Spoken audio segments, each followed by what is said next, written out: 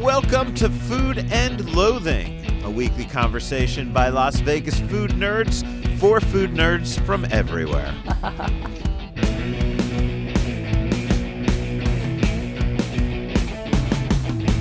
This is where we nerd out over the latest happenings in the Las Vegas restaurant world. I'm your host, Al Mancini, with my co-host and engineer, Samantha Gemini Stevens, coming to you this week from the patio of Nine Fine Irishmen in the New York Casino, overlooking the faux Brooklyn Bridge and all sorts of funness out here. The weather's beautiful. Oh, my God. People are walking around, enjoying the weather. It's like 75 degrees. It's perfect today. I know. This great. is patio weather. Shout out to Rich Johnson doing the production magic back in Seattle, by the way. Where the weather, I'm guessing, is not anywhere Probably near a bit nice. colder. Probably fucking rainy. I'm guessing it's a little fucking rainy there, man. Rich, we hope you get some sunshine. We are the sunshine of your lives, Rich. Which is really sad for you. I hope you get some more sunshine in your lives than just us. Oh, my God. But you are the sunshine of my life, Rich, and that's the important right. fucking thing. That's right. So this outdoor terrace and pub are brand new. There used to be a bar over to the other side, but they kind of made a bigger bar, Yeah. I guess is what you would just say. They expanded it. They put more out here on the patio. They've added coverage so that we could get in the shade. Yeah. I'm sure they're going to do misters and heaters and all of that. We're going to hear all about it, though, coming up, right? We're going to be joined by somebody from Nine Fine Irishmen. We are. We're going to be talking to Chef Teague today. Cool. And I'm super excited because he was giving us a little bit of the lowdown on sort of the remodeling and the revision of back here. Some stuff is new, some stuff is just sort of moved around, but... And we're looking at the menus here, right? Because they always bring us out a yeah. menu. No food in front of us yet, but I think we're getting some food coming. I hope so. But they do these patio bar bites, which we're going to talk about. Great deal, $7. They do patio beverage specials for $5. So there's a lot of shit that we're going to tell you all about yeah. Nine Fine Irishmen. So have no fear. That is coming up. We have a few more interviews scheduled for you this week. There's a nice long sit-down with the stars of the new wine tasting and comedy show In Poor Taste. That looks like so much fun. I had a lot of fun, like we Oh were my talking God. last week. Yeah. I had a lot of fun at that show. What else do we have? I have conversations with Durango Social Club's Dan Krohmer, with In Limbo's Steve Lee, James Beard Award-winning author Kim Foster, and Echo Taste and Sound's Natalie Young. Also Dave Quillen from the Joe's Seafood, Prime Steaks, and Stonecraft. Oh, my God. All kinds of amazing people this week. I know. I'm getting hungrier as you talk about this, too. I mean, it's good that we have a full show because I don't have a lot to talk about. We usually start off this top of the show talking about where we've been dining. You've been spending a lot of time. Where we've been gluttons. Yeah, where we've been acting like pigs. Do you have anything since last time we were together? Does McDonald's for breakfast this morning count? No. Then take it off the list. No. But what did you have? Sausage, egg, and cheese with no biscuit. I mean, yeah, see, I would have done a sausage McMuffin. It is like one thing that I crave about once a year. Yeah, that was and it. And then I eat it, and then I never crave it for another year. And, yeah. I was up earlier than I ever planned today. And as I'm telling you, we've had some landscaping being done at the house, and I knew I just wanted to kind of be ready to leave the house. I knew we had an early load in today, so I just was like, I need something. And a girlfriend has been watching my house, so I wanted to feed her too. I just said, Uber Eats. Thank you. You Uber Eats McDonald's? I did. Jesus Christ, it's like calling Lucifer to your fucking party at Satan's house, man. Right. I did. Wow. I admit it. And I am all the more evil and guilty for it, let me tell you. Okay, but honestly, I reviewed McDonald's not that long ago because, look, I ate it. I was on a road trip, and I fucking ate McDonald's. It fucking happens. And it was really bad. Like, yeah. it was worse than I remember it was not being. good at all. But, like, the breakfast, I still kind of have a soft spot in my heart, but was it any good? You know what? They have this new spicy sauce that you can put on things. I actually kind of liked that part of it. Oh, God. But the rest of it is just that heavy, greasy, and, it fed a need, but right. Yeah, I could live without it. Yeah. Sorry, McDonald's. It's an old story about you make a lot of money, and good for you. It's just not on me. Bring back the grimace. Okay, so no food for you. No. I don't have much. I'm going to tell you about the new locals menu at the Vegas Golden Knights game. Oh, yeah. I was at the afternoon game on Nevada Day. Yes. Other people call it Halloween. We were playing the Avalanche. We sucked that game, Oh, by the way. I no. mean, it was almost comical how bad they were Really? playing. Like, they just got beat to every fucking puck. Oh, no. And pucks through their legs. I mean, it was just... It was embarrassing, but it's Las Vegas, and we have a good time at a game regardless, right? But I wanted to go and dine, and I left the second period. I got up about 5 minutes before it ended.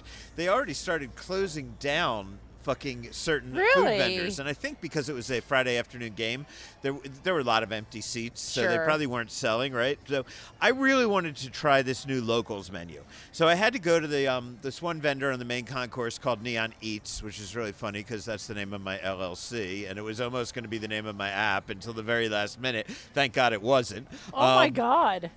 But yeah, so I went to Neon Eats. What is it with people and fucking with your neon, dude? I I'm just don't know, saying. man. I'm just saying. I don't know.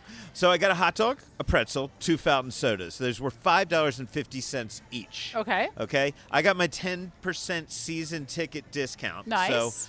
So that would bring it up down to $5 a piece. Really Yep. easy fucking math, basically. Probably actually $4.95, but something like that. Yeah. Right. So the total, and I tipped 22% because I was getting a discount on the Yeah, of the auto course. tip.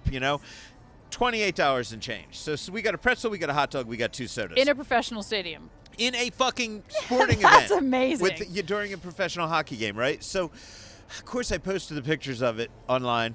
And honestly, I love that people comment. I do. And I thank you guys for commenting. But I do have to laugh because it's all like, I would never eat that. Or, oh, my God, it's still $28 for a hot dog and a pretzel. What would it cost you at Costco, right? And I'm like, well, the Golden You're Knights not at don't Costco. if you get the Golden Knights to fucking play at Costco, then we'd have a fucking fair... Oh my God, I could get my shopping done and enjoy a hockey game? Well, I Done. don't have a membership, so I'd miss that. But I I'll bet put you on mine. membership's probably cheaper than my season tickets. So, yeah, like, I don't get it because all these people, they're not the same people. Sure. But people complain when I put up something that's super fucking expensive. You put up something that's like a yacht, and they're like, who the hell can go on a yacht? Or you put up something that's, like...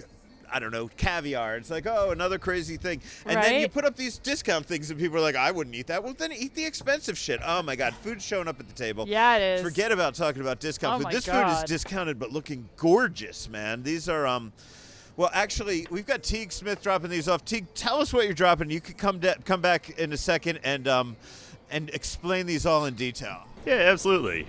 We have our beer cheese with our pretzels and bread, our mini fish bites, our pastrami sandwich with red onion aioli and cheddar cheese, and then, of course, our famous sausage roll. Oh my God. We'll see you in about 10 minutes, Teague. Thank you very much. This is all looking fantastic. I've got to finish telling my story about the 550 wiener at the Vegas Golden Knights game. Everything here already looking better, and these are only $7, so, I love it. But, yeah, that cracks me up, though, right? People who people don't like it when things are expensive. But then when you put something inexpensive there, Yeah. like it's like, oh, I would never eat that hot dog. I'm like, it's a fucking stadium hot dog. How bad can a stadium hot dog be? Hot dogs are snouts and assholes, right? I mean, that's what they fucking are, right? What is that movie, And- The Great Outdoors? Lips and assholes. Yeah, right. And if you don't want that, then go to Forte Sausage in section 104, by the way, right there. They make great sausages. They're Yeah. fantastic. But you're not going to get them for $5.50 because they got to pay their fucking rent, Right. you know? So... Anyway, that's all. Wow. I mean, look, there's a little bit of something for everybody. I say bravo to the Golden Knights. Anybody that makes it affordable to eat at a VGK game, I am a fan of. Here, have a wiener in a I'm bun. gonna. We're gonna- Sausage roll. Sausage roll. Yeah, what's the dip? Here's a oh, dip that of looks like some mustard. form. Oh, that crisp sounded good. Yeah, what's first playing outside, man? That's really nice. Really nice. There's a nice crisp on the skin. Pig in a blanket, kind of. Yeah. It's that flaky, kind of almost phyllo-ish dough, right? And Yeah. sometimes I don't like that because it can be a bit too dry, but it's not. This is good, and it's got a nice crisp on it. Okay, what else do we have to talk about? I had a quick lunch with Kim Foster at 1228 Main. We spoke about her food giveaways to help SNAP recipients. You're going Yep. to hear that during the news section. But I had another burger at 1228 Main. It was damn good, but I'm not sure. I think they may have changed it up a little since the last time I had it. It seems a little less messy, a little less like get it all over your face Okay. than it was. I enjoyed it, not quite as much as I remembered enjoying it, but maybe I was just building it up too much, you know? Sure. That's about it, but for me, Teague's coming back from Teague Smith, by the way, from Nine Fine Irishmen, is going to be joining us in just a few minutes. Before we get to that, however, you remember the show I told you about in Poor Taste last week, and it was a fun show? Well, I went back to the theater this week to interview the stars, comedians Sweeney, Preston, and Ethan Cavanagh. Oh, my God. And I wanted to play you a bit of that interview, so here it is. So I'm hanging out here in the Lighthouse Art Space. I'm with the two gentlemen who are the stars of In Poor Taste. I'm going to let them introduce themselves to you so you'll recognize their voices as we do the interview. So, gentlemen, say hi to the world. G'day, hi world. I'm Sweeney Preston. I'm the co-creator and performer of In Poor Taste. And I'm Ethan Cavanagh, and I'm also both of those things. Okay, so it's a group creation from the beginning. Yeah, exactly. Since day one. This is the whole department. This is the whole team right here. Yeah, the other day we were trying to figure out who came up with the idea for the show, and we were like, I don't think either one of us kind of just fell into it by accident a little bit. So it's nice to know that either neither of us or both of us did. Yeah, I mean, I like that. That's collaborative. Either you did nothing, or you just got drunk one day and it popped into your heads, or you worked really hard together, depending on who you're talking to. I think it's a mixture of both those things, yeah. Cool. So I'm going to ask you gentlemen to tell people what this show is, and then having seen it myself, I'm going to ask some questions, talk about my experience as well. But who wants to start with telling people what In Poor Taste is? And I should say this is on the top floor of the Crystals shopping district. It is where people go to see the Van Gogh exhibit. This is the same exact space, which is a nice wide open space. But what is the show? So basically, it is, in its simplest form, a comedy wine tasting experience. And so what that means is it's like a normal wine tasting. You get a flight of 5 wines included with the ticket. And then we, instead of, a sommelier hosting the experience, 2 comedians host the show. And we have a guest sommelier there who will talk about the wines, and we will kind of do our best to derail them throughout the hour and a half. Yeah, how do you get your sommelier guests? We Google wine experts in Las Vegas, and we look for the prettiest ones. No. How'd you get Bordeaux Bob, then, if you're looking for the prettiest ones? He is objectively the hottest wine expert in Las Vegas. No, we... I'm sorry, I saw Raina. She was definitely hotter than Bob. Bob's listening. I'm going to tell him that. Bob, sorry, brother, but she's way hotter than you. No, our main thing is that we want people who can really clearly and effectively talk about wine in a way that is accessible, regardless of how pretty you may or may not be. That's the key crux of what we're going for, and we do kind of do a pre-chat with them over Zoom just to gauge the vibe. But at the end of the day, I think a lot of wine experts are looking for an opportunity to sort of move outside the comfort zone of the pretentious wine upper class that you might get in the bougie restaurants in town, because I think a lot of the feedback that we've had from our experts is this was sort of a really nice new thing for them to do that shakes up their schedule a bit and provides a bit more fun in their calendar. So we're happy to kind of be a bit of a mutual back scratch operation in that way. If there's a message I've always tried to get across to my readers and my listeners, it's don't be afraid of sommeliers, right? And because so many people are afraid to talk to their sommeliers. You should be afraid of a few sommeliers. There's a few out there who are, very intimidating and very scary. No, and fuck them, okay? My rule is don't worry if you're mispronouncing it. Don't worry if you want the cheapest thing on the menu. That sommelier, put it on the fucking menu.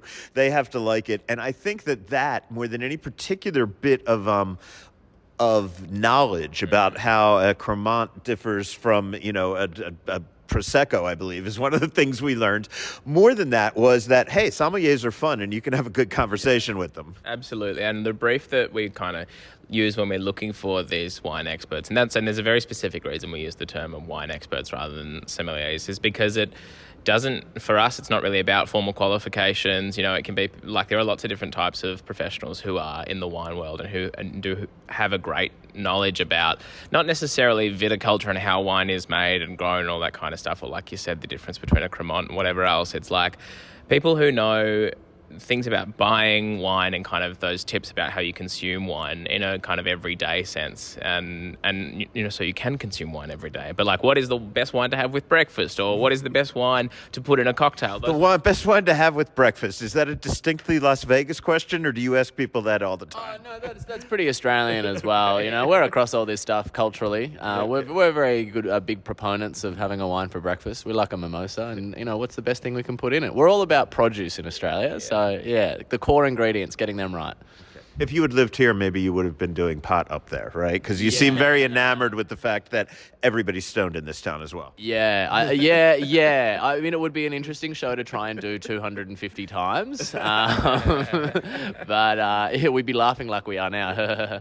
But I think the laughs would also come a bit differently as well. I think we'd have to repeat a few of the jokes. I think we would have to slow down in our Australian accents even more than we already do. So yeah, it'd be a different experience. It's not one that I would shy away from. Maybe sometime in the future. We'll see how we go.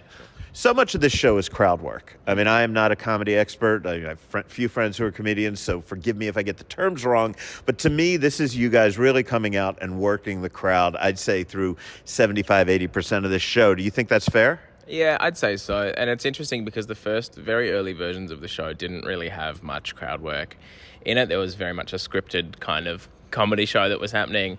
And the feedback in the early days was people coming out of the show and being like, guys, love this, love the show, throw the script in the bin. It is just like the best parts of the show were those really organic moments where we were getting to know the audience and figuring out, you know, who has spent the most on a bottle of wine and who's spent the least on a bottle of wine and who's got a good story. And I think because there is so much attached to that upper echelon of kind of wine drinkers and all that kind of stuff, everyone's had an experience where they've tried to pretend that they know more than what they actually do, and that is such a great, you know, gold mine for us to jump in and kind of go through those real life experiences that so many people have had. One of the things, I guess, most of it's crowd work, as I said, but one of the things that you guys really do, right? I'd say if there was a plot to this show, right, and I've done this for other shows that don't have plots really as well, but if there's a plot to this show is you're going to get 5 wines, and you guys are going to show us how to act like a snob with each of those, right? You're going to give us a little thing that we could say about that in order to sound like you know what the fuck you're talking about. I loved that because I knew nothing about wine when I started writing about food. I wrote a book with 2 guys that are incredible wine people, and they said to me, like, no, dude, there's only 2 things you have to say. Either, that's nice, or interesting. And as long as you say... So you guys came up with 5, and I don't believe it was either of those 2. So now I have a much better vocabulary. Yeah, that's a big thing for us is we don't really care about if people learn or not. I mean, the experts do, but like we want people to able to feel like that they're more comfortable in those scenarios as well, and they have a bit more kind of gusto behind them around when they are trying things or where they're feeling a little out of place. Yeah, I think we're very aware of the fact that no one is going to go home and be able to recite to their friends and family what malolactic fermentation is after seeing the show, but we would hope that they could maybe have a few gags that they could whip out at their next dinner party. I think that's probably the more reasonable expectation of a takeaway from Import Taste. But I think also some people just like hearing people who are knowledgeable about stuff talk about things they know about. That is like a really pleasurable thing. You know, we've all seen like a scientist or someone who's just like the top of their field talking about that. It's lovely to listen to. But at the end of the day, could you recite any of it? Probably not. So what we're giving people is just like a really tangible thing to go home and say, actually, I can recite something from the show, and here it is on a platter. Go for it. Yeah. I learned one thing from the show that I didn't know, and I've been writing about food. I always give the wine articles to other people, but I've been writing about food for 25 years. Not anymore. And actually, you asked what was a tannin, and somebody had the answer in the audience, and I was like, I've never heard it explained to me that way. I always go, this is the taste of what I think is a tannin, but... Yeah, it's really interesting because there are a few core lessons that we weave into the show that are fundamental to the expert being able to talk about the wine. So a tannin is one of them, and I think, you know, delineating what that is early on makes the audience feel really smart by wine 2, 3, 4, 5 when they start becoming darker wines. I think that's one of the things that it's like, if you are going to know a couple of things about wine, that's the stuff you should start with. Just like quick little definitions so that in your head you no longer have to say, oh, it tastes like grapes. You can go, actually, this is more tannic or less tannic, and still not sound like a wanker, but still feel like you're getting somewhere, like those core building blocks. And that's kind of the brief we give our wine experts as we go. We don't really talk too much about the kind of background and history of the wine, but for each wine we want to give the audience, we call it one dinner party fact, and it just means that one thing where they can regurgitate later to some friends if they're having a similar style of wine. And we always know the wine experts are doing a good job when you hear a couple of people every night in the audience go, that's as good as it gets. That's awesome. Yeah, that is incredible. And I tell people all the time, I tell people that I work with, like, where's the one, if we're talking about a restaurant, you want to tell them about a wine, you want to tell them about a food, you're hoping they're going to take their friends to enjoy that, but they need something to fucking say about it. If you can't give them like a couple things to explain why they ordered this wine or why they took them to this restaurant, then they're going to look like dicks. And if it's not any good, but if they can babble on about what they know, then their friends are going to feel like dicks if they don't like the place or don't like the wine. Yeah, and some of the best versions of the show we've done are, like, I remember we did a show a few years ago where in the show we had like a Riesling from, one part of South Australia and a Riesling from a different part of South Australia. And we put them side by side in the show, and it was the first time people in that room were able to be like, this is what wine from a different place or a different temperature tastes like on a certain grape. And it's like, that's kind of as good as it gets in terms of the level of learning at our show, is just like helping people actually tangibly understand things that they've heard talked about for a long time, but like have it kind of hit home for the first time. Yeah. No, I thought it was fantastic for that. I looked around the audience the night that I was there, and I would say, I don't know, 85% of it looked to be middle-aged white women out in groups of middle-aged white women. Now, I look for groups like that because they are the people who always ask to touch actually, the people that never ask to touch my hair, just touch my hair, right? And my wife, always has to give them the stink eye. But there's a lot of middle-aged, 3 or 4 booze in them already, white women who are loud and obnoxious, and I love that. I think it gives a great energy to the room. It's got to be frustrating, though, when you're up there and people don't seem to even understand what fucking train of thought you're on. They are our core demographic, so I'll tread carefully here. But no, I think every different group of people who come to the show adds something different, and that's what the show needs. It needs different characters in order to progress. Like Ethan was saying before, we need someone who spent heaps on a bottle of wine. We need someone who spent no money on a bottle of wine. We need that group of middle-aged white women because they've always got, like you said, they've always got stories to tell, whether you want to hear them or not. But it's important to have those different types of characters so that the show has diversity, so that it can flow along and so that we can build a storyline within it. Maybe you can hang shit on them if you want, sure, but I think for the most part, particularly that sort of demographic, they're the ones who buy tickets as well. Like, we get a lot of women coming along with their boyfriends, and it's like, there is no chance the man has bought this ticket, right? Unless he's planning something like a once-a-year anniversary. Like, it's mostly those sorts of women who are the organisers of the group. So we're actually very thankful to them in many ways for sort of propping the show up over the years. It's an early show. 5 o'clock was the night that I saw it, which means, first of all, it's a good way to get 5 glasses of wine in you before you go out for the night. And trust me, I saw 3 or 4 people from the audience that night were dining in Bizarre Mar with me after the show. And bloody commission from that. I swear to God, we've given them so much business. It's a fantastic restaurant. It is not an inexpensive restaurant, but it is a fantastic restaurant. But so you get to leave here with a little buzz, go out to your night. But it seems like people are coming in with a buzz at 5 o'clock already. Is that a distinctly Vegas thing, or do you get that wherever you guys perform? Look, we had a look at the market here in Las Vegas, and we thought, there's all these people here, and they've just got no opportunity to drink alcohol. So we thought it was really important that we come along and provide, an outlet for people to come and do that at such an acceptable time as 5 p.m. It's interesting. Like, every market is a little bit different, but I'd say across the board our audiences here have been really well behaved, and people come in, they've either had a couple of drinks or it's their first drink of the night, or they're having the non-alcoholic option as well. We get kind of all sorts, but it really doesn't make much of a difference to us. Everyone's still very much on their best behaviour in the show, and I will say as well, the show's priced at $69, 90 something, whatever, $70, let's call it. Let's call it 69. I mean, come on. Hey, it's Beavis and Butthead it up, The show is $69 dollars, and for most shows in Vegas, that's what the ticket costs by itself. You don't get wines included with that. So, I mean, we're playing the financial game here too. We know that our show is great, and we know that the wines are great as well. So we're almost encouraging people to kill 2 birds with 1 stone. You're going to be buying drinks probably when you're out seeing a show anyway. Get them for the same ticket price and save your money and see a great show at the same time. Yeah, it is definitely worth it for that. So you guys just added some shows. I know you were originally here through the end of November, but you're planning on extending it. How long are you going to be here, and how can people get tickets? Yeah. Oh, and by the way, for just one thing, because I wanted to make sure I told you this.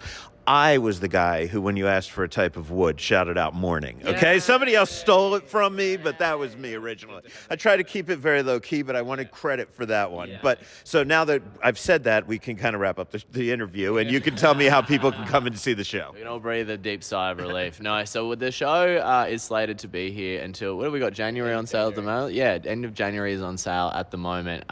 Fresh off the press, Ethan and I are going to go back home to Australia to be with our mothers for the month of December, but we're going to get an awesome cast to come in and take our roles over, essentially. They're going to be whip-smart, charismatic guys who are going to come in and take the lead over the show.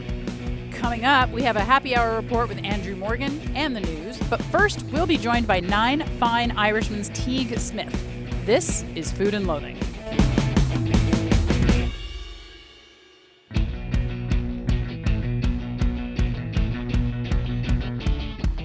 Joining us now, the Senior Restaurant Operations Manager, I believe, important Grand Poobah motherfucker of Nine Fine Irishmen. We have Teague Smith sitting down with us right now. Man, thank you, first of all, for hosting us, and thank you for this food. It's fucking great. Oh, my God. I'm so glad you guys are enjoying. I'm so happy y'all decided to come in. Yeah, well, we heard all about, first of all, the patio itself is beautiful, and we'd heard about the patio. We get the press releases, right? We're like, that sounds cool.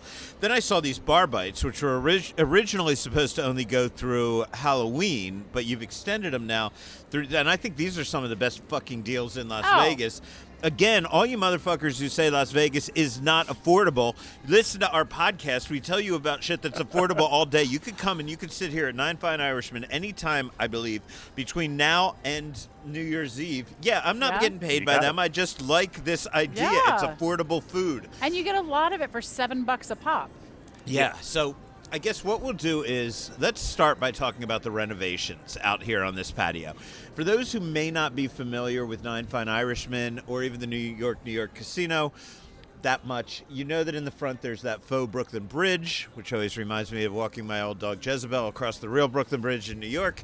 And Nine Fine Irishmen always had a small outdoor, they're located inside, right in front of the bridge, but they always had a small outdoor bar. But they now have a very large outdoor bar and a lot of seating. Teague, what did you guys do to renovate this outside?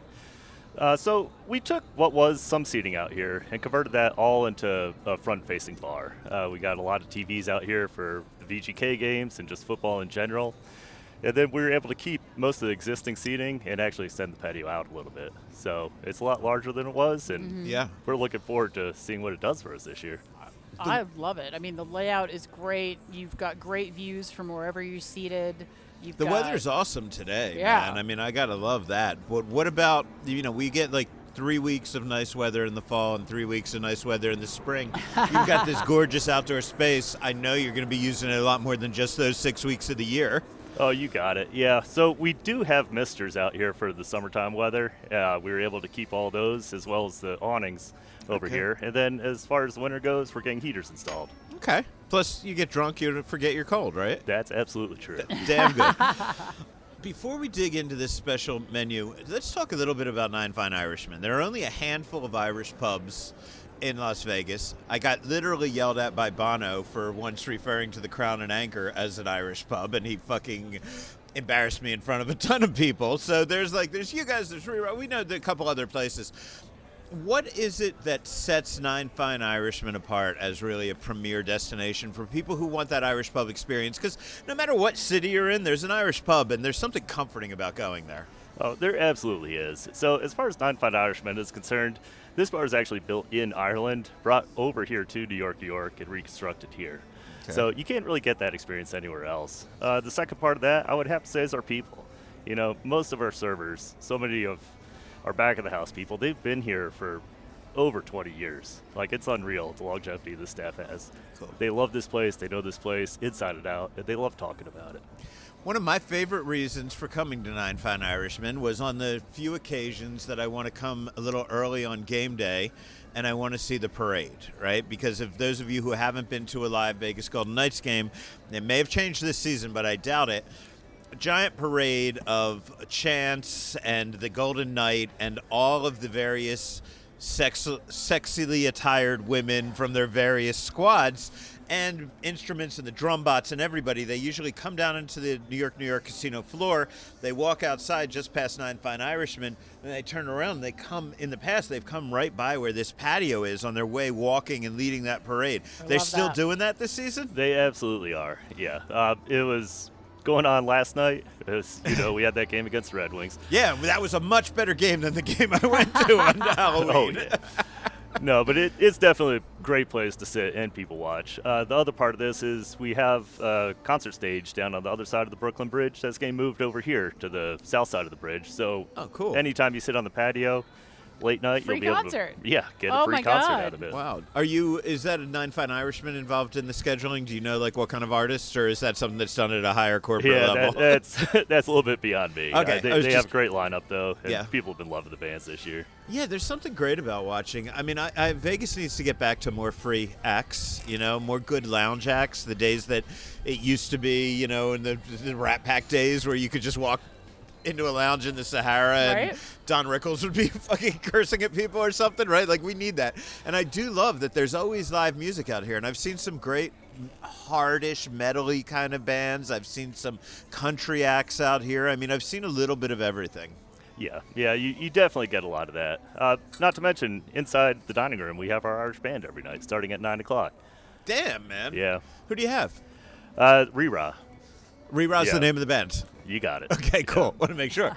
There's a different band that plays in a bar named Rira, right? So I'm okay. And also the Celtic Rockers. So And they who's alternate. that? The Celtic Rockers. Okay, cool. Awesome, man. So that's every when? Every night. Every night. Yeah, Wow. starting at 9 week. p.m. Yeah, 7 And nights you guys a are week. open 7 days a week, right? We are, yeah. Okay.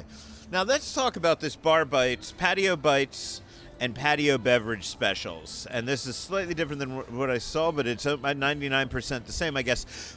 You've got 6 different types of plates of food, and we have all of them sitting in front of us here, and I'm willing to say that they're a decent fucking size. They're filling, especially because there's a lot of cheese and dough on everything. But these are big. Talk to us about the food that you can get here for $7. So what we've done is we kind of did smaller sizes on some of our entrees and some of our apps, just so 2 people can come, you can get 3 plates, share, and leave full. It's Irish food. It's not light fare by any stretch of the imagination. No. Yeah, but we've got our classics on here. You can get a shepherd's pie, fish and chips. Okay, I have one thing. Yeah. It's a cottage pie. I get that all the time. You're You sound absolutely like right. me yelling at Mexican chefs about birria made with beef, man. Because I agree that it should be goat. Yes. But this is beef, yes? It is beef. All You're right. absolutely right about that. All right. Because Americans don't like any of the good It's meats. absolutely You always have to delicious. get- Don't get me wrong. The broth in there is really good. Well, It's got some really nice spices to it. There's some nice fresh veg in there. I love the layer of potato. Mm-hmm. Yeah. It's All right. absolutely delicious. Yeah, that's very fucking good. Yeah. I don't care what kind of meat's in it. We usually make it out of ground turkey at home, to be honest. Like, try to keep it a little lighter. So beef, for me, is even a step up from that by far. And Americans ain't gonna eat lamb, That's true. Is that a Too- pea in too there that many. I just had? Yeah. Yeah, I love Carrots, Peas, peas, and and carrots, onions. Yeah. Yes, That's I love really good. I love having peas in my shepherd pie. Okay, so we've got this cottage shepherdy, whatever the hell kind of pie. And look at the size of that. I'd say I mean, it's- that's I don't know, what are you gonna say? That's about 3 inches in diameter, 4 inches in diameter? that's yeah, probably 4 3 inches. by 3, 3.5 by 3.5. Yeah, and it's nice, and it's thick, it's deep. Yeah, it's an inch and a half deep. I mean, And it's that's- meat and fucking potatoes, right? Yeah. It's a solid. You cannot it's like go wrong. bigger than a hockey puck size Yep. of just solid, rock solid meat and potatoes. It's fucking delicious. We got some cheese dip over here. Yeah. So that's our beer cheese dip. We use 4 different types of cheeses in it: Gruyere, white cheddar, Parmesan, and then of course Velveeta, which just ties it all together. Yeah, you kind of got to mix it all up because it almost has like a Oh, yeah, there you go. French onion soup top of the cheese dip, You right? got You it. got to dig Yeah. in there. And It is topped with mozzarella then too, just to give a little Okay. bit more stretch to it. very Ooh, good. I like that. Like that. I'm loving the fish and chips. I got a little bit of that Yeah. over here. Well, that's the. Oh, you did get a piece. I got okay. some fish and chips. Yeah, I was eating that too. While you guys were chatting, I was crisping into the microphone. I love the pastrami sliders. Yeah. I mean, do you guys brine your own meat here? Or? We don't do it. No, Okay, it's just a tastes really like good you pastrami. do. It's really fucking Yeah. good, man. Yeah, that was one of the first things you said. Yeah, Yeah. really, really good. And again, you get 2 of them for $7. Yep. I mean, what the hell? That's crazy, man. Then you've got some onion rings that you brought out for us. Yeah, Oh. these are our regular menu, but it's just one of those items that love to share with people. That's my favorite kind of onion ring, though, with the nice, almost tempura crust. Yeah. Because you just get so much crisp to go with it, Yeah. and you get that sweet onion inside. And So we do our own beer batter for them. We Yes. marinate the onion rings overnight, and then the beer batter is a heart-based batter. You can't really get anything like this anywhere else. I think most places go with the frozen onion ring. You've had it a million times. Exactly. Yeah. It's just boring. Yeah. So I mean, I honestly feel like if you had 3 people and you bought 4 of these items, right? Like that could be a dinner. I mean, a light dinner, Absolutely. certainly a pregame. That would fill me up as much as anything I'm going to eat in a VGK game. You know what I'm saying? And Oh, yeah. obviously, if you want to have a full appetizers, whatever, you go inside, you do that. But no, this is at perfect. $7, Yeah. and then the booze. The booze, people. Let's talk about this. $5 Guinness pints, $5 Jameson shots, and a Celtic Breeze cocktail. Any of those available for $5. You got it. It's fucking Yeah. awesome, man. That is It's awesome. a great deal. It really is. Anybody able to walk out of here at the end of that?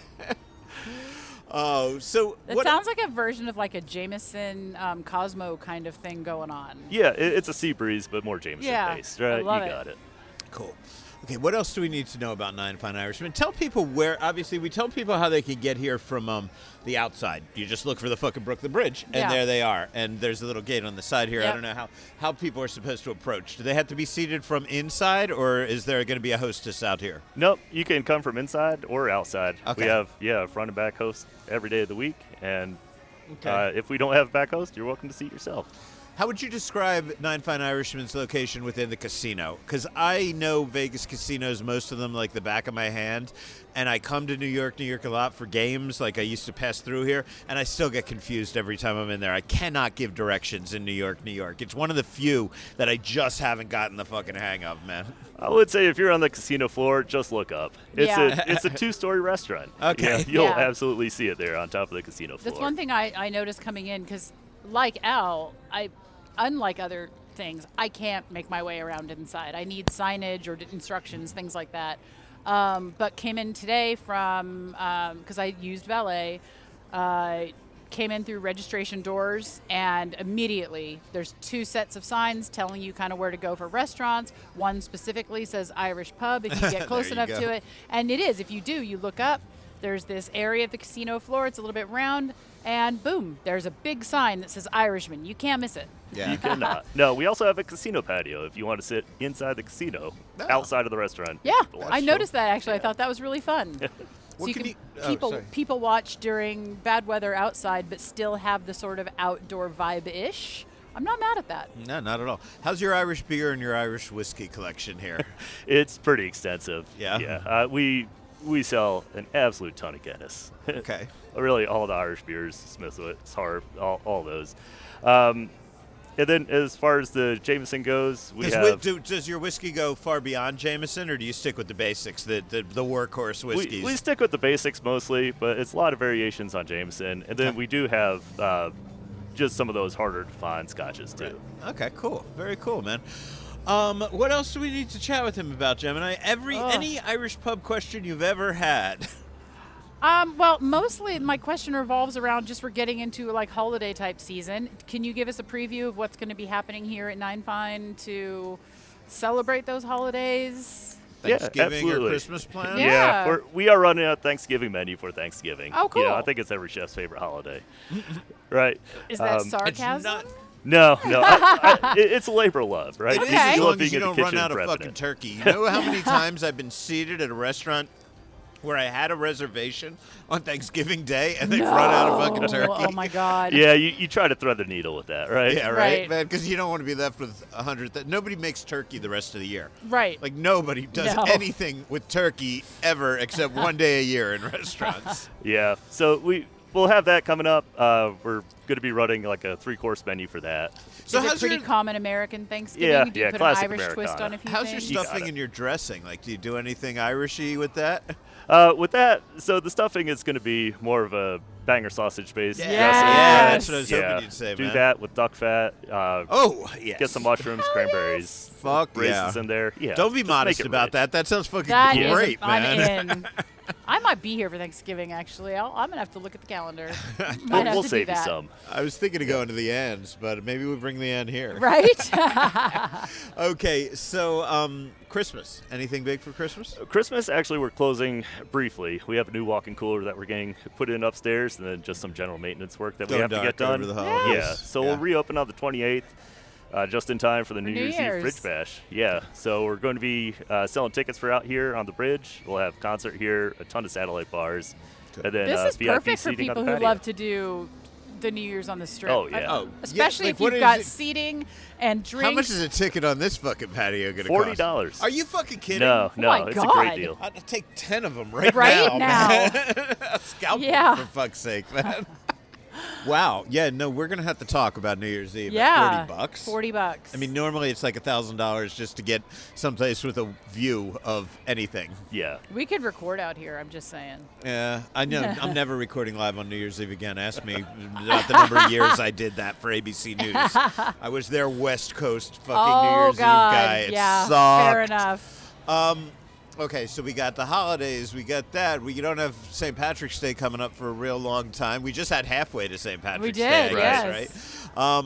Okay, well then I think we've. Oh, you know what? You've got Mad Apple, Big Apple, the Cirque du Soleil show in here, right? We do, yeah. Do you guys do any pre-theater things, anything special to go along with the show, or just fucking roll in any time and we'll make sure you get it to your showtime? Yeah, I would say roll in any time. The venue, we're able to execute it really quickly. Okay. So if you are on a time constraint, just let us know. We'll do our best to make sure that you eat and get to the show on time. And you want an Irish pub to be like the last bar open anywhere, You really right? kinda Like do. I do, you know, and I Yeah. know that's never going to happen in Vegas because there's always going to be casino floors that are open, bars that are open. But how late are you open here? We're open at 12 o'clock.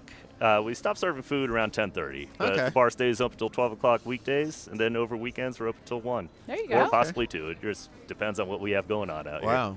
Yeah, this is, you know, I like I haven't spent time in New York in a really, really long time. I do like the Mad Apple show. The Cirque show is good. Last time I was here for that. But Yep.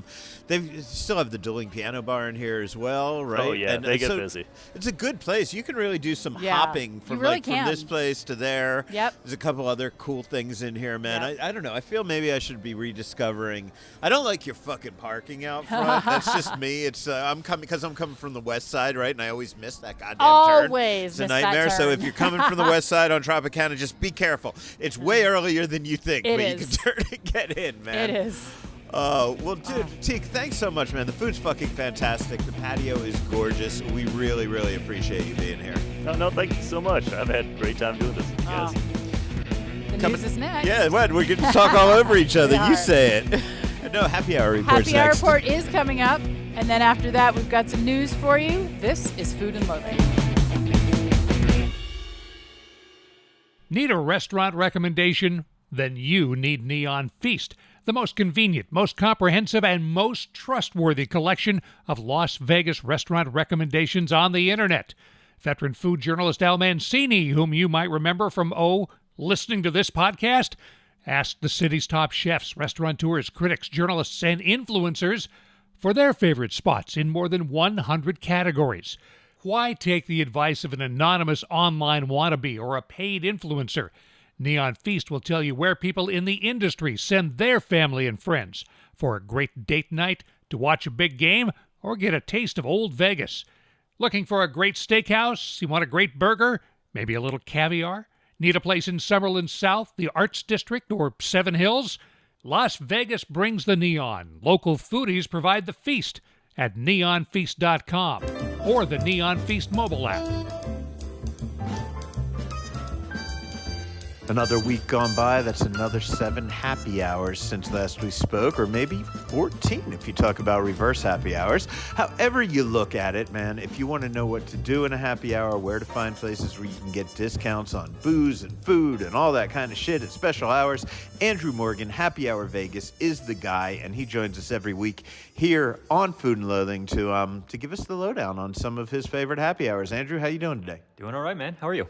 I'm doing okay. So what topic are we covering today? You know, it's the exciting part of my job, and it's a tough job going to all these different happy hours, is that I get to find new happy hours all the time. Not necessarily that they're new happy hours, but they're new to me. Mm-hmm. So I've got an upcoming newsletter coming out that's all the ones that are newly listed. There's a few notable ones, and one specifically is way out in Henderson. Don't ask me what I was doing out in Henderson. Okay. But it's called... What is it? Now I want to know what you're doing out in Henderson, man. It's for an entirely different podcast. But no, it's all good. I love Henderson. Lots of good activity going on, actually. But Lexi's Bistro. So Lexi's Bistro is... it's in the Illumina community in Henderson, so just off Raiders Way near Rose Parkway. They've got a really interesting happy hour because it's, Monday to Friday, 4 to 6.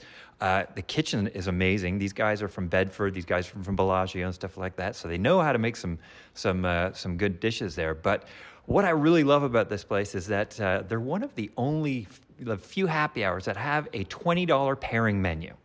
So that means you can get a great bottle of wine or a full pitcher of draft beer with full-size order of like wings, a pizza, sliders, a salumi board, and a bunch of other stuff in there. So it's actually a really good value. And like I said, the kitchen is great and the vibe is cool. It's at the Illumina community, so it's kind of a brand new place. Okay, so that's something new. What else is new this week, man? Man, I've got, I was actually on my way to visit our friends at Basilico. Mm-hmm. And in the Southwest, and I was in the parking lot, and lo and behold, another new happy hour, or again, happy hour that's new to me.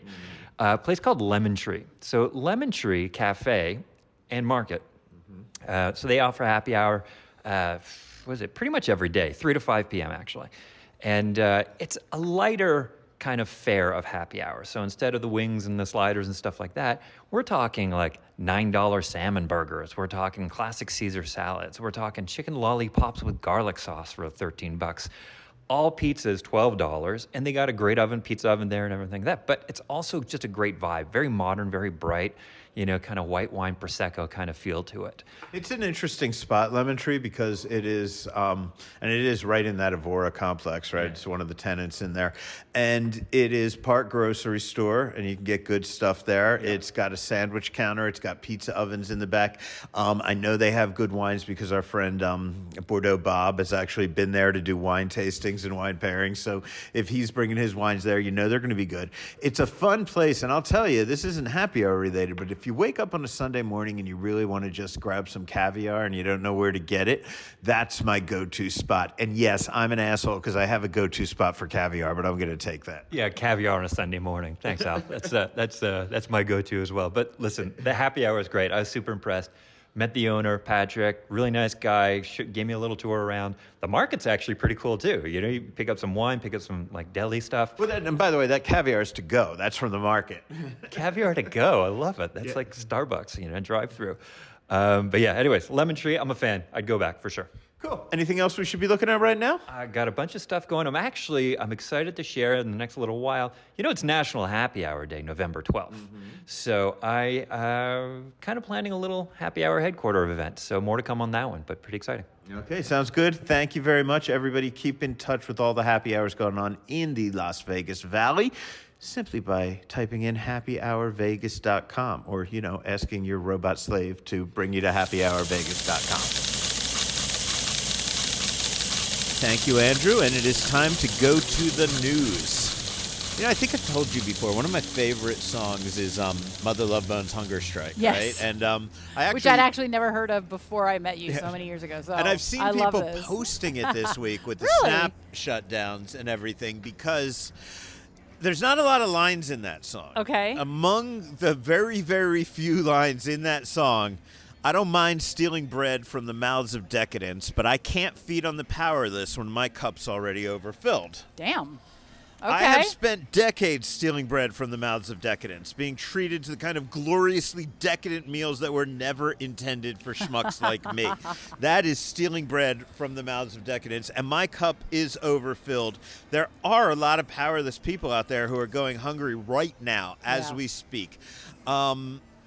I spoke to 2 people this week who are doing something about it. And what, of course, we're talking about is SNAP benefits, the uncertainty, the politics that's going on, the mess that we don't want to step into right here. No. But people need to fucking eat, and that's important. We're Yes. sitting here talking about food, and your neighbors are fucking hungry. With a table full of it. Yes. We're stealing our bread, man. Yeah. We're stealing our bread. Yeah. But there's the power of this out there. So spoke to 2 people this week who are doing something about it. They're not finger pointing at politicians. They're not turning their heads to avoid the ugly truth. They're just lending a hand to the power of this by doing fucking something. I'm going to start with Kim Foster, the James Beard Award-winning author. She frequently writes about the relationships between the economically powerless and food. She decided to lend a hand this week, and she rallied a lot of locals to help her. She told me about that. We did a small giveaway on Halloween night, just because people were going to be out and about in the community. We, the neighborhood, pitched in about $1,000, and we bought probably enough food to make about 300 meal bags that were shelf stable with like really good meal ideas, things that I would eat myself, like tuna and spaghetti with peas and like skillet tacos and those kinds of things that like I would eat myself. And we gave those meal bags away. People were desperate. People came in pickup trucks, asked to, with 8 kids, 6 kids, that kind of thing, all of them in Halloween costumes, asking for as much as we could give them. We had kids from, groups of kids from Naked City come and say they were going to bring food home to their moms. I had to go in and get like cloth bags so they could carry all the stuff with their candy and everything to get it home. So people are really, really feeling it. There's a lot of fear. And so originally we did the shelf-stable bags, but we have now changed. And any donations we get from here on in are going to be $50 shopping cards from grocery stores, Cavanagh, Smith's, those kinds of things, so that people can actually not have to depend just on food banks, but can maybe go access their favorite ingredients or seasonings or snacks or things that they really like. So we're focused on gift cards now, hoping that by the end of the month, this will be a thing of the past and we'll be back on the SNAP train. If people want to help out, people want to contribute, what can they do? Where can they find you? So I'm on Facebook, Kim Foster. I have a Venmo at Kim-Foster-197, or you can Zelle me at my phone number, 917-903-1344. You can also access me on Facebook. Every dime that I get will go to a grocery card and will be given to a family to help them make ends meet this month. And I should tell people, I don't put people on my show asking for money unless I feel very confident that I would ask for that money, and that I trust you. And that's what I want people to know, is that I would vouch for you. I trust this. Sue and I will be giving you money to spend on people. So I want people to know that, because you're out there in the community. You have been there for a very long time, and you see the real need. I do see a lot of areas of need, and there are a lot of families that are really, really struggling, and I do have access to them. I will say that your money is well spent giving it to a food bank or a pantry. They do have ways of making that money really stretch, but our focus is simply on what the food banks don't offer is choice. And so our focus as a neighborhood is on people being able to choose a few of their own things for themselves. So being able to get that thing that their kids love, or if they have a disabled child, like perhaps with autism, that maybe only eats a few different things, that they're able to still access the things that they love and also use the pantry system as well.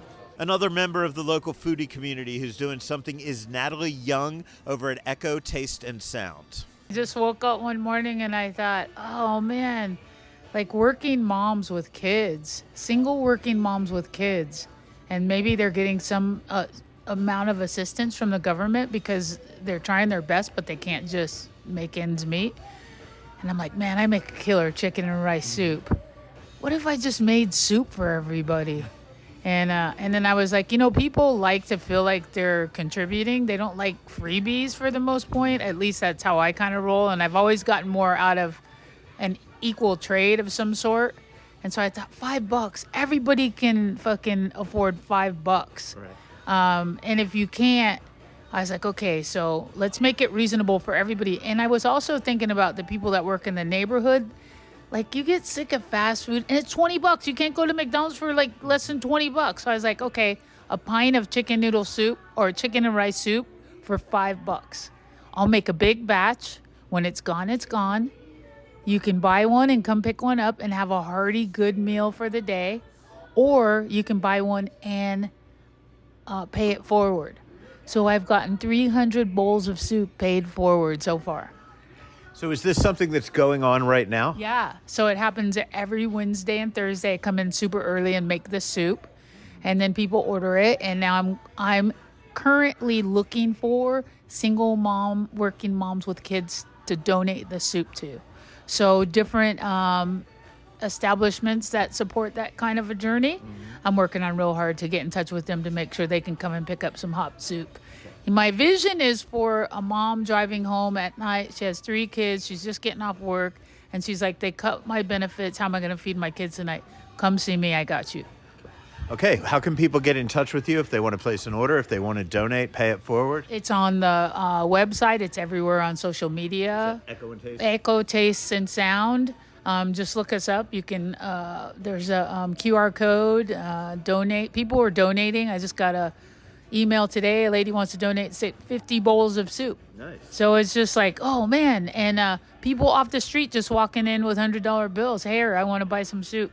Cool. So we have a really cool community, and let's go. Let's feed some people. Hey, D'Agostino's on Buffalo between Peace and Flamingo. They have reopened after their expansion, I'm man. so excited. I know, I toured it during construction, and, well, it looked like a construction site. I'm going to their party tonight. I'm so honored. I've actually been told that there may be a little tribute to me and some other local foodies there. Oh, my God, So how fun. I think, yeah, I was told that I got the Portnoy treatment. Okay. Right? So there may be a weird I caricature can't wait of to me. hear all about it. I wanted to go so much, but I am going to a girlfriend's wedding, and I gotta say, she's gonna win this one.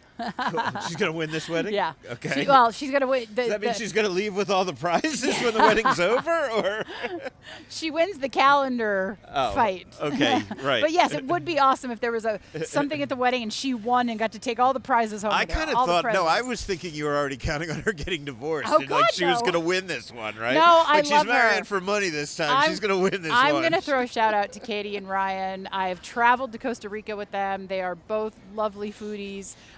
We eat well together. We always have a good time. So congratulations, you guys. I can't wait to celebrate with you this weekend. Okay, so D'Agostino's, you're not going tonight. No, I am going you tonight. are. By the time this drops, I would have an interview with them. But honestly, we got too many fucking We have interviews a lot this this week. week. So why don't you roll us through the rest of Hey. them, and I'll come back with D'Agostino's next week. Absolutely. We have spoken a lot about Dan Krohmer's latest project, the Durango Social Club. Well, he's tweaking the idea a little, and it's no longer going to be exclusively a Dan Krohmer project. The whole point of this place wasn't about being the Dan show. I wanted this to be a chef clubhouse, a rotating events, pop-ups, and just being like a chef clubhouse. So just variety and fun things happening for the community. The first couple months was my pop-up, doing my 2 nights a week. I'm tapering that down now. I have a great guy that's from the French Laundry that is going to be starting a series Saturdays and Sundays. His dinner is going to be $125, 7 courses, reservation only. But then we want to start having just walk-in nights that has more of a casualness to it, where it's Chef Steve doing his burgers and cocktails, get a burger, beer, and a shot. Chef Vermont doing his small plates, having some creative cocktails are based off of that. And whether these guys want to be here for a month or 2 months or whatever, I just like this to be a great incubator for people to introduce themselves that have been kind of, trying to wing it, doing through ghost kitchens and here and there, but to have a home. And I don't want this to be about me. I want this to be about the community and showing diversity. And people can come in here and get a great cocktail, wine, and watching these guys work, and just have rotating events. And maybe one night I do like a super seafood dinner on the 28th.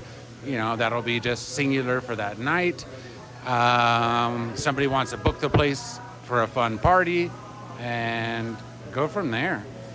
But I just want it to be about a group of people, Yeah. Cool. So tell me about this chef from the French Laundry you have coming in. Let's start with his name. Tyler Voice. Okay. So he actually started this company called Truffle Shuffle. He actually sold it to Mark Cuban on Shark Tank, where they had all these truffle products and were doing online classes. He just moved to Vegas. His wife's from Vegas. He's got a couple of kids. Like these other guys, they're looking to eventually find their own brick and mortar spot, but he was looking for a place to be trying it out for a while. So he's going to be doing this more formal dinner, Saturdays and Sundays, throughout the end of the year. That sounds great. And then let's talk about the casual stuff. Are those going to be daytime, nighttime? When I come in to get Steve's Burgers or something, when's that going to be? Not to be indecisive, but we're all still just talking about what works for everyone. All of us have other families or other things going on in life. Steve's trying it out this 10th through the 14th. He's going to be doing lunch and dinner. And who doesn't want a good smash burger at night? Yeah. And being like, hey, okay, if feeling that crowd that wants to come in, between 9 and 12, we start doing some late night things with burgers. Maybe him and Hermont are actually coincidentally doing their small plates, give people that diversity. Jolene always did a great job with the Vegas Test Kitchen. I thought that was a great model to have different people in, but this will be a little more singular, so it's not like there's 5 people in a room. Right. It'll be like, hey, here's this kind of mixed group of stuff. Let's see how it's flowing. Do we want to listen to the blues tonight? Do we want to have a fun reggae night? But I'm just tired of doing the same thing every day. And the first guest at Durango Social Club will be Chef Stephen Lee, who will be bringing his In Limbo smash burgers to the restaurant next Monday through Thursday. This is my way of trying to get people to taste my burger. So I'm, costing at a very low price point because I really want people to try it. I'm doing the pop-up here, and for me, it's not really about making a profit, but getting people to try my burger. So what days are you going to be here, and what will you be selling, what hours, what price? All the details people need. So I'll be here next week, November 10th through the 14th, from 11 to 2, and then again from 5 to 9. So basically lunch and dinner. So you're going to be serving burgers and only burgers, or will there be other things? Yeah, so I'm doing 2 burgers. It's going to be a jalapeno bacon onion jam smash burger, as well as a pickle and grilled onion smash burger, and fries and sodas, and that's it. Okay, cool. And what's the price point on that? So my pickle smash double is going to be $8, and for the jalapeno bacon burger, the double is going to be $9. And who the hell says you can't get a bargain in Vegas, right? Exactly. Plus, we have an open bar, so you can come and have a beer, you can have a cocktail, and a burger as well. An open bar? Not an open bar. I always got to check, man. People can take that the wrong way. There's a full bar, though. Yes, there is a full bar. We have, imported beers, bottled beers, and cocktails and stuff. And plus, the dining room is really nice. It's a really nice place to hang out. I gotta say, man, I was over there and he made me one of those fucking smash burgers. They're so good. I want them up against Stay Tuned Burgers from Hard Hat Lounge in a burger-to-burger showdown. Dude, let's make it happen. We were talking about possibly doing that. I with like Dan, this. so, Let's make an event. Yeah. Okay. I love it. In Florida, stone crab season kicked off October 15. In Las Vegas, the first catches of the season are now arriving. So we checked with Dave Quillen at Joe's Seafood Prime Steak and Stone Crab in the Forum Shops to see how all that is going. It's just been a pretty bountiful season so far.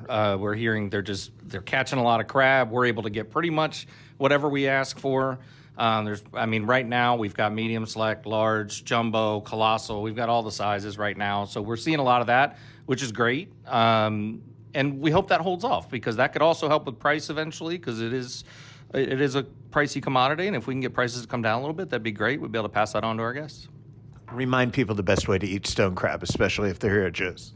So it comes out to you chilled and cracked. All you have to do, peel the shell, bite down on the meat, pull it off. You're good to go. Oh, I did miss, you do need to dip it in the Joe's mustard sauce. It gives it something a little extra.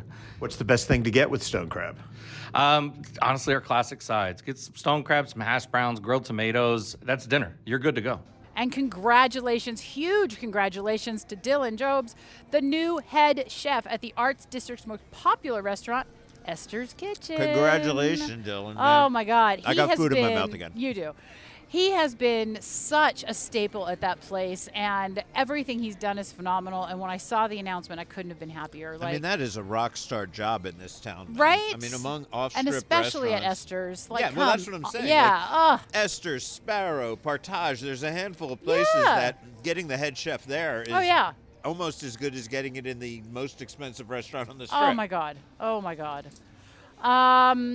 Hey, the Big Chicken location on West Flamingo Road has closed. Owner Shaquille O'Neal and his team still have a spot on Paradise Road. Yeah, lots of people online guessing. People that know nothing about how restaurants fucking run, guessing what happened there because they didn't like their burger. I like Big Chicken. Yeah? That's all I have to say. I think I've only had it once. I don't know if I had an opinion one way or another, but now I'm going to have to go to the one on Paradise and talk about it. The Nomad Library at Park MGM will host an exclusive wine dinner on Thursday, December 4, celebrating Jackson Family Wines, one of Oregon's most distinguished wineries. A 4-course menu is being offered, reception plus 3 courses. 3 courses. Tickets for the Oregon Wine Dinner with Jackson Family Wines are $190 per person plus tax and gratuity. Park MGM online for tickets. And before we go out, I would just want to throw out there, Bob Barnes writes at Weekly for foodandloathing.vegas. I'm only going to give you a few things this week because there's a lot of things to go and check out, and I don't want to give it all away. But the Eat Your Heart Out patio series is back at the Durango. Yeah. And they've got... You just keep looking at me while I have fucking food in my mouth. I'm eating a sausage roll. Maybe that's part of the plan, man. So you can go on to Bob's article at foodandloathing.vegas and get more information on that. Omakase, I'm going to ask for help saying this since I screwed up so badly last week. Is it Kayara? Kayara. Sake bar. They are doing a blue thin tuna cutting event. There's more information, again, foodandloathing.vegas under Bob Barnes. And another one, Blue Orchid Thai Kitchen is launching new menu items. I'm excited about that because I've enjoyed Blue Orchid before, so this should be really good.